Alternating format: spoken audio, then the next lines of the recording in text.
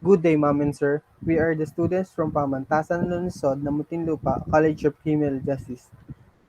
And we are currently a fourth year student. I, Patsyag Mark Lester, and with my group mates Rio Del Mar Pandaan and Fatima May Paharin,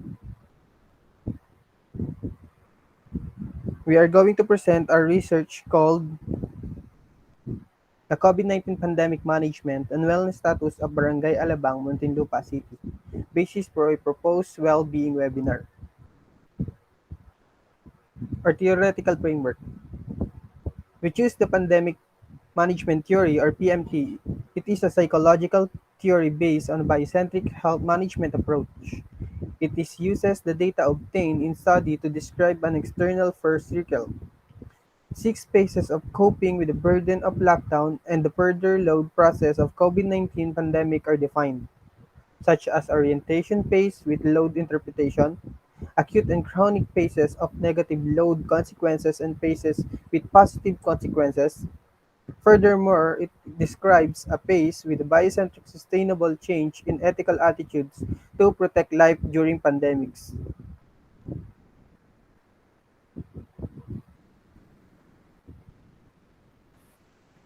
Good day, sir. I'm Rio Del Mar Pandaan, and I'm going to present a statement of the problem. So, this study will support the resident to manage the pandemic in Barangay Alabang, Muntinlupa City. And also the student of College of Criminal Justice, student will be able to develop their wellness status, and this study will answer the following questions. Number one, what is the demographic profile of the respondents in terms of 1.1 age, 1.2 gender, 1.3 civil status, and 1.4, the last one is the educational attainment.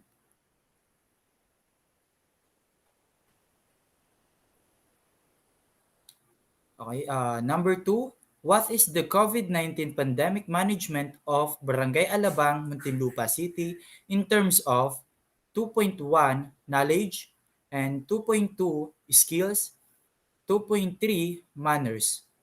And number three, what is the wellness status of the Barangay Alabang, Muntinlupa City in terms of 3.1 emotional health, 3.2 environmental condition, 3.3 physical fitness, and number four is there a significant relationship between COVID-19 pandemic management capacity at wellness status in Barangay Alabang, Muntinlupa City? And the last one, what emotional wellness webinar may be proposed?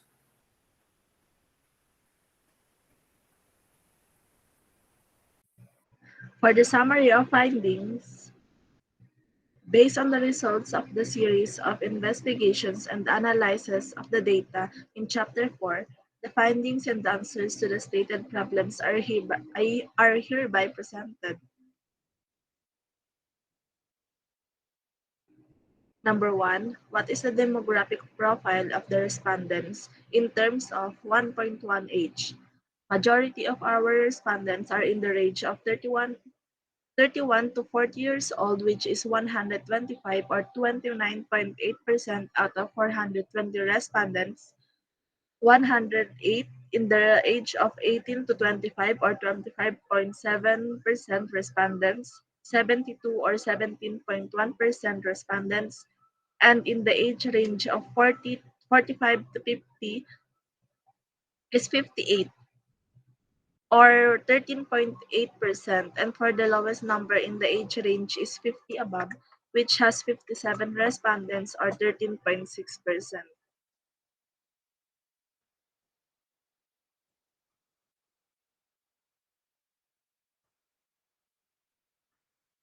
For the 1.2 gender, most of the respondents are female than men and LGBTQ.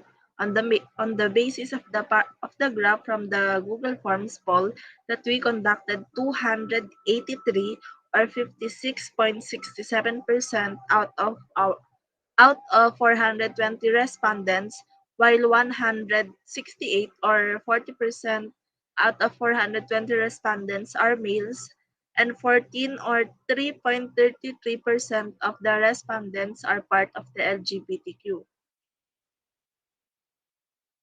For the 1.3 civil status, for the majority of civil status, 185 is single or 44% out of 420 respondents. 153 of married people who answered also, which is equivalent to 36.4%. 151 people who are separated and widow or widower got 31 or 7.4%.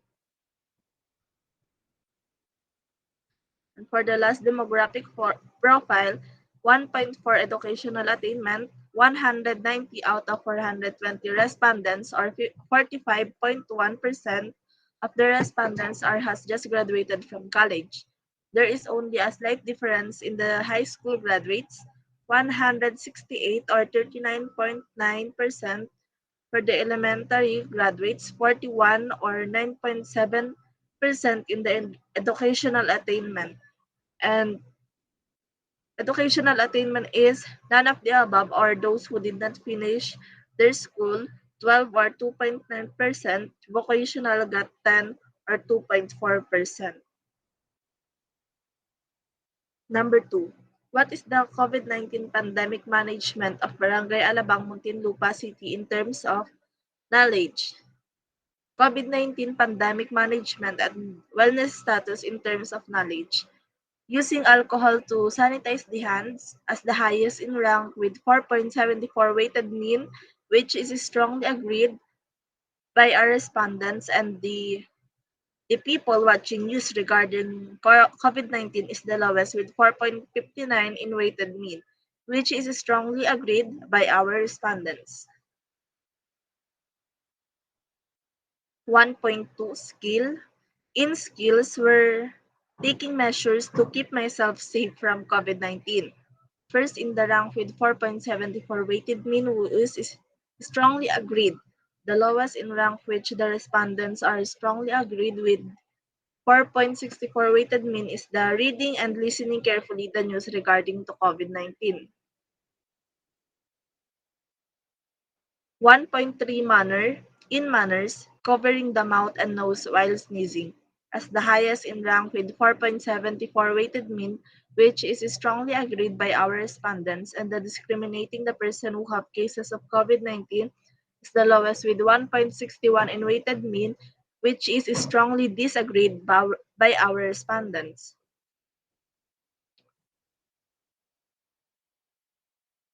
Number 3, what is the wellness status of the Barangay Alabang, Muntinlupa City in terms of emotional health? Practicing self-care to fight mental health problems. First in the rank with 4.75 weighted mean, who is strongly agreed. We have two lowest in rank, which the respondents are strongly agreed. With both has 4.69 weighted mean is the listening to music and watching movies to help the mental health problems, and talking to someone trusted to lessen your mental health problems. For the 1.2 environmental condition, many families had a hard time to provide enough meal during pandemic, as the highest in rank with 4.74 weighted mean, which is strongly agreed by our respondents, and the reading the newspaper related to COVID-19 can affect the mental health of the people because of the numbers of deaths. Is the lowest with 4.62 in weighted mean, which is strongly agreed by our respondents. 1.3 physical fitness, eating nutritious foods such as fruit, vegetable, fish, and meat as the highest in rank with 4.80 weighted mean, which is strongly agreed by our respondents. And the exercising at home every day for 30 minutes is the lowest with 4.39 in weighted mean, which is strongly agreed by our respondents.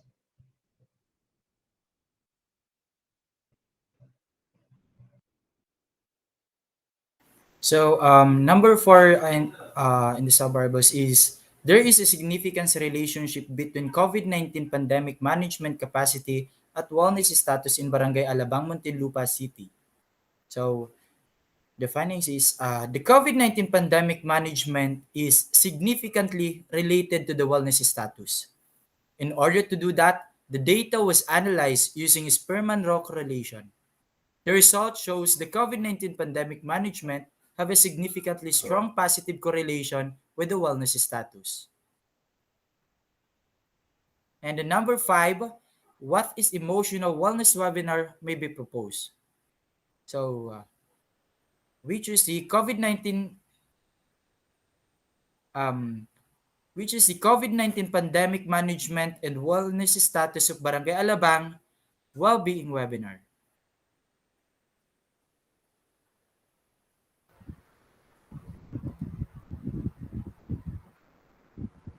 The conclusion. Analysis of the results simply means that there is a significant relation between COVID-19 management and wellness status. Strategies for surveying and analyzing the state of Barangay Alabang during the pandemic, as well as how they deal with the challenges of life and the virus transmission. They are well acquainted with the spending habits that enable them to live on a daily basis. Through hard effort and a little assistance from the government, they have been inventing techniques to motivate themselves all the time. In addition, despite the pandemic, the majority of our responders were able to fortify themselves and endure the challenge.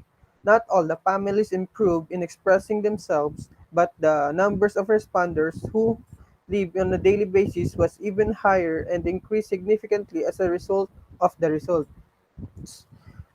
Most of the respondents are female while their age are in the range of 31 to 40 years old. For the majority of a civil status, single got higher responses, and for the educational attainment, college graduates got a lot of respondents.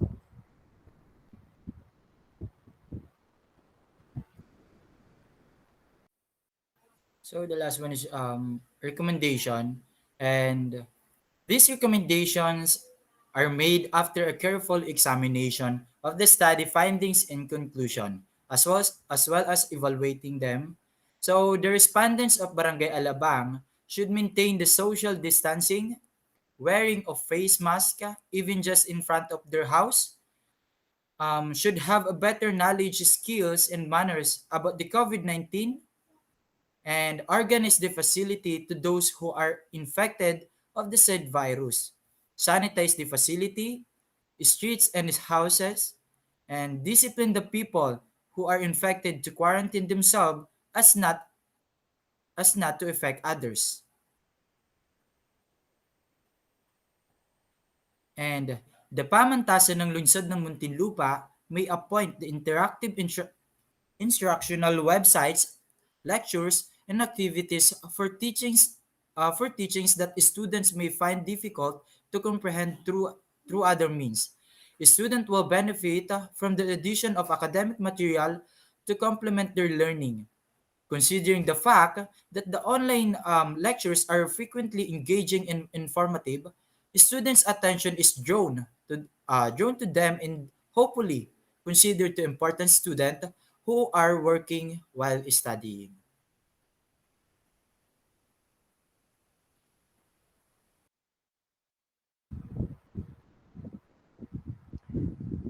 This is our output when we conduct webinar in Barangay Alabang, a well-being webinar. COVID-19 Pandemic Management and Wellness Status of Barangay Alabang Well-Being Webinar. Date is Monday, January 31, 2022. In a time of 9 o'clock to 11 o'clock a.m.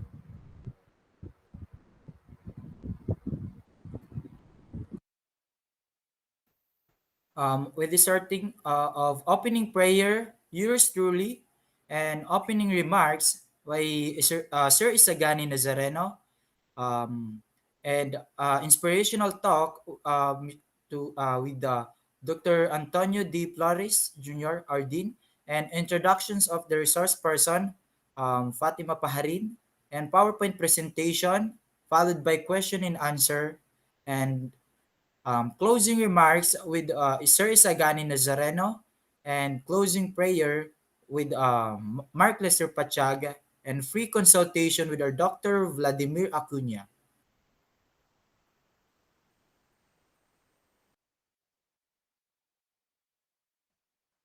Let me re- Let me represent to you our guest speakers,